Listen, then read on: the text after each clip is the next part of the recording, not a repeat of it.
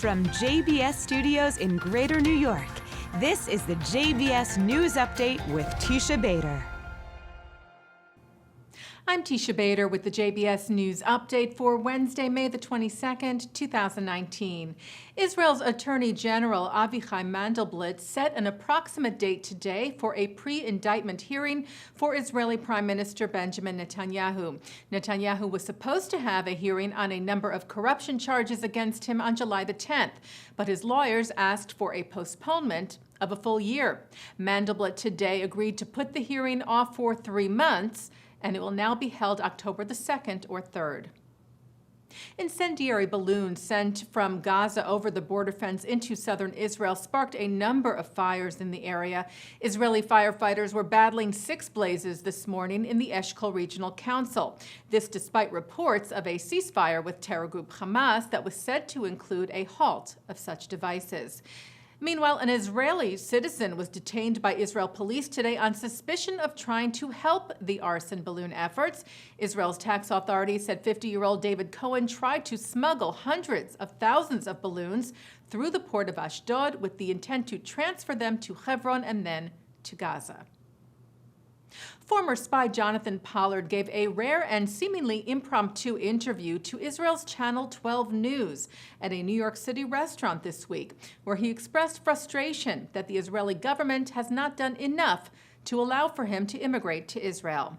The government's indifference towards getting us home would be crushing if I didn't know that our faith in Hashem and our love of the land and the people was so strong that it would eventually see us home. If you don't care about someone like myself, who spent 30 years in prison on behalf of the land and people of Israel, then how much concern can you actually show or exhibit or feel towards anybody in the country, from our soldiers to our civilians? Pollard, who was formerly a U.S. Navy analyst, was released in 2015 after serving 30 years of a life sentence for passing secrets to Israel. His parole conditions do not allow for him to move to Israel, and this past November, the U.S. Justice Department refused a formal request by Israel for him to do so. Channel 12 said that after their interview, the Prime Minister's office said that Israel remains committed to returning Jonathan Pollard to Israel. Prime Minister Netanyahu has raised the matter, they said, many times with the U.S. president and will continue doing so until he is returned. Well, Israel is furious over a meeting of a UN senior official and a terrorist. UN Special Coordinator for Lebanon, Jan Kubis, met on Monday with the deputy head of the Iran-linked terror group Hezbollah, Naim Qassem, and wrote on social media afterwards that he was grateful for an open and substantive discussion on a broad range of topics with Qassem of Hezbollah. On top, he wrote, "I received a copy of his book, a necessary reading."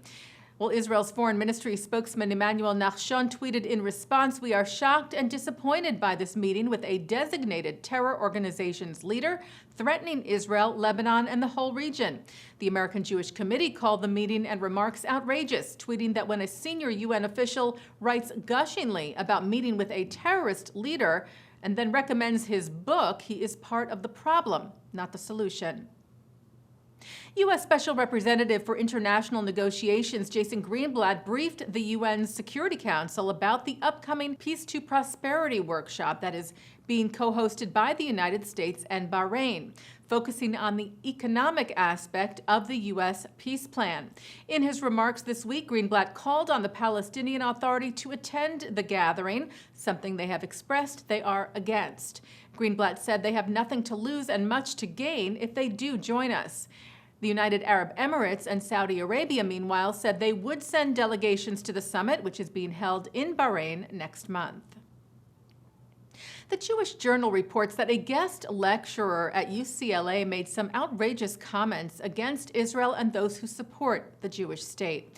On May the 14th, San Francisco State University Arab and Muslim ethnicities professor Rabab Al-Duhadi is said to have told a UCLA anthropology class that those who support Israel want to ethnically cleanse the Middle East, and those affiliated with Israel and pro-Israel organizations are white supremacists.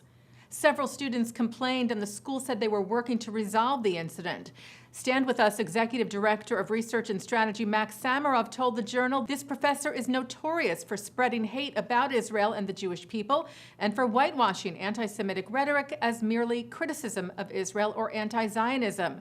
The Anti-Defamation League's Los Angeles Regional Director Amanda Susskind told the Journal if the guest lecturer equated Zionism with white supremacist ideology, as is alleged, that is not just an offensive point of view, it is indefensible, ignorant, and revisionist. The Simon Wiesenthal Center's Rabbi Abraham Cooper said the lecture was another example of propaganda, thinly disguised as academic intellectual discourse. And Chancellor Professor of Computer Science at UCLA, Judea Pearl, who is the father of slain journalist Daniel Pearl, called on the anthropology department to apologize for slander, he said, made by one of its invited speakers who vilified the collective of many faculty and students at UCLA, associated Zionism and the State of Israel with colonialism and white supremacy. Well, tonight begins the Jewish holiday of Lag BaOmer, held on the 33rd day of the Omer, which is the 49-day period between Passover and Shavuot. Among the traditions of the holiday is the lighting of bonfires to remember the Bar Kokhba revolt of 132 CE against Roman rule. Israel's Public Security Minister Gilad Erdan, however, urged Israelis to reconsider the tradition because of the extreme heat wave taking place across Israel, which would make conditions dangerous. Taking a look now at our programming for tonight on JBS for Monday, May the 22nd at 7 o'clock. It's from the Aleph Bet.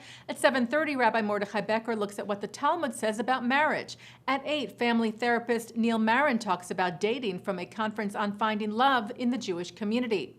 At 9 tonight, Mark Golub sits down with Robin Kanarek, who lost her teenage son David to cancer. She talks about facing life after loss and the importance of palliative care. At 10:30, Israel's Yamin Ord Youth Choir performs at New York City's Central Synagogue. And coming up right after this newscast, it's Thinking Out Loud with Micah Halpern. And that's the JBS News Update for Wednesday, May the 22nd, 2019. I'm Teisha Bader.